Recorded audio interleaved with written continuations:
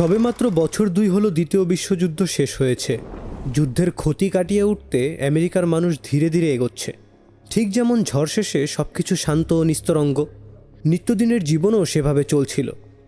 1947 সালের 14ই জানুয়ারি ঘটে যাওয়া এক হত্যাকাণ্ড পুরো আমেরিকাকে যেন নাড়িয়ে দিল, যা ঐতিহাসিকদের কাছে দ্বিতীয় বিশ্বযুদ্ধের পর সবচেয়ে সারা জাগানো অপরাধ হিসেবে স্বীকৃতি পায়, যার রহস্যভেদ আজ অবধি অপরিপূর্ণ।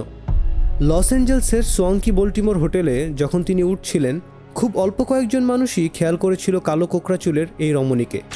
কিন্তু তার প্রাণহীন ধরখানা যখন মাঠের মধ্যে পাওয়া গেল, তখন তিনি পুরো দেশের টক অব দ্য টাউন হয়ে উঠলেন। 1947 সালের 15ই জানুয়ারি সকালবেলা বেটি বার্সিঙ্গার নামের এক মহিলা তার ছোট মেয়েকে নিয়ে লেইমার্ক পার্কে হাঁটতে বেরোলে মাঠের মধ্যে দুখণ্ড অবস্থায় একটি ম্যানিকুইন দেখতে পান।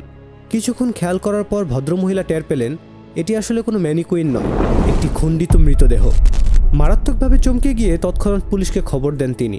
পুলিশ এসে লাশ উদ্ধার করে পরীক্ষা নিরীক্ষার জন্য পাঠায়। ফরেনসিক থেকে জানায় মৃতদেহটি একজন তরুণীর, যার দেহ কোমর থেকে দ্বিখণ্ডিত করে ফেলা হয়েছে, শরীরকে রক্তশূন্য করে বেশ কিছু অঙ্গ সরিয়ে ফেলা হয়েছে এবং শরীরের নাড়িভুড়িও বের করে ফেলা হয়েছে। মাঠে ফেলে যাওয়ার পূর্বে মেয়েটির শরীর ভালোভাবে ধুয়ে পরিষ্কার করা হয়েছিল। আরও একটা ব্যাপার হলো, মেয়েটির ঠোঁটের পাশ থেকে কান অবধি দুদিকেই কেটে ফেলা হয়েছে, ঠিক ব্যাটম্যান সিনেমার জোকারের যেমনটা কাটা ছিল তেমন। বিদঘুটে এই হত্যাকাণ্ডের পর স্বভাবতই মিডিয়ায় শুরু হয় হইচই। লস অ্যাঞ্জেলস পুলিশের সাবেক সার্জেন্ট এবং ঐতিহাসিক গ্লেন মার্টিনের মতে, খুনটি ছিল নৃশংস এবং ধর্মীয় আচার পালনের মতো কিছু সূক্ষ্ম বিষয়ে ঘেরা। নারী পুরুষ মিলিয়ে প্রায় জনা 50 সন্দেহভাজনকে গ্রেফতার করা হয়েছিল। এদের মধ্যে কেউ কেউ আবার স্বীকারোক্তিও দেয় খুনের দায় স্বীকার করে, কিন্তু এসব স্বীকারোক্তি খুনের রহস্যের কোনো সুরাহা তো করেইনি, উপরোক্ত রহস্যের জট আরও পাকিয়ে ফেলে। মার্টিনের মতে এই খুনের সাথে হলিউডের গ্ল্যামার জগতেরও একটি যোগসূত্র ছিল, কারণ নিহত তরুণী হলিউডেই থাকত এবং অভিনেত্রী হওয়ার স্বপ্নও ছিল। যুক্তরাষ্ট্রের এক নিম্ন মধ্যবিত্ত পরিবারের 5 বোনের মধ্যে তিনি ছিলেন তৃতীয়। আসল নাম এলিজাবেথ শর্ট। 30-এর দশকের অর্থনৈতিক মন্দায় তার বাবা ক্ষতিগ্রস্ত হয়ে পরিবার ত্যাগ করেন। মা ও বোনদের সাথেই বসবাস করতেন এলিজাবেথ। প্রথম দিকে স্কুলে গেলেও পরে পড়াশোনায় ইস্তফা দিয়ে লস অ্যাঞ্জেলসের হলিউডে পাড়ি জমান অভিনেত্রী হওয়ার স্বপ্নে বিভোর থাকা এই তরুণী। প্রাথমিকভাবে তিনি রেস্তোরাঁয় পরিবেশিকার চাকরি নেন। কাজের পাশাপাশি হলিউড পাড়ার রূপালী পর্দায় সামিল হওয়াই ছিল তার ইচ্ছে। এলিজাবেথকে সর্বশেষ দেখা গিয়েছিল 9 জানুয়ারি। বেল্টিমোর হোটেলে তার প্রেমিক রবার্ট তাকে নামিয়ে দিয়ে যায়, যেখানে তিনি কয়েকদিনের জন্য উঠেছিলেন। সপ্তাহখানেক পর এই হোটেলেরই আধা মাইল দূরের এক মাঠে তার মৃতদেহ পাওয়া যায়। জানুয়ারির 24 তারিখ লস অ্যাঞ্জেলস এক্সামিনার পত্রিকার সম্পাদকের কাছে একটি ফোন কল আসে।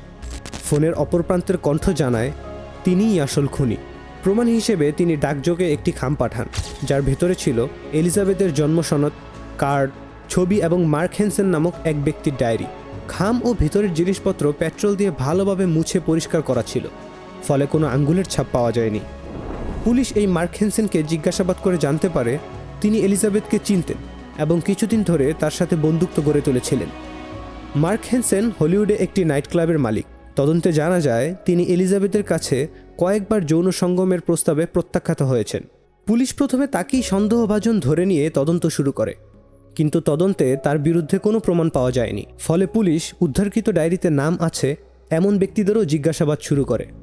সব মিলিয়ে 750 জন তদন্তকারী পুরো লস অ্যাঞ্জেলেস চষে ফেলে তদন্ত আর প্রমাণ সংগ্রহের এক তুঘলকি অভিযানে, কিন্তু তাতেও কোনো ফল মেলেনি। তদন্তে এইটুকু জানা যায় তাকে সম্ভবত শহর থেকে দূরের কোনো জায়গায় হত্যা করা হয়েছে। তাকে যেভাবে দুটুকরা করা হয়েছে তাতে ধারণা করা যায় সম্ভবত খুনি কোনো সার্জারি চিকিৎসক বা সার্জারি সম্পর্কে জ্ঞান রাখে।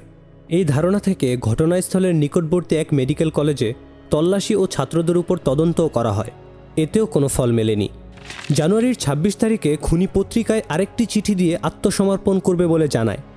চিঠি অনুযায়ী নির্দিষ্ট স্থানে পুলিশ অপেক্ষা করলেও খুনি আর আসেনি, বরং পরে আরেকটি চিঠি দিয়ে জানায় মত বদলে ফেলেছি, ডালিয়াকে খুন করাই সঠিক ছিল।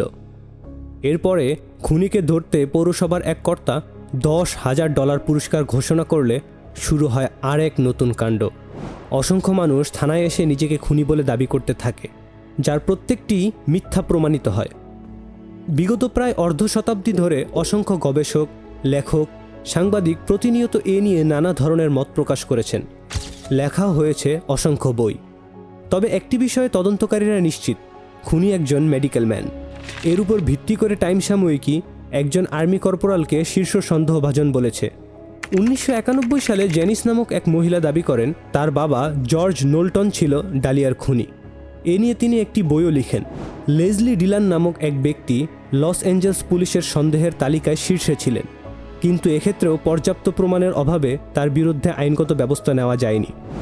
সম্প্রতি প্রকাশিত একটি বইয়ে মামলার তদন্ত কর্মকর্তা ডিক উইলিয়ামের ছেলে দাবি করেছেন তার বাবা ডিলানকে প্রায় হাতের মুঠোয় এনে ফেলেছিলেন, কিন্তু লস অ্যাঞ্জেলস পুলিশের এক দুর্নীতিবাজ কর্মকর্তার যোগসাজশে তিনি বেঁচে যায়।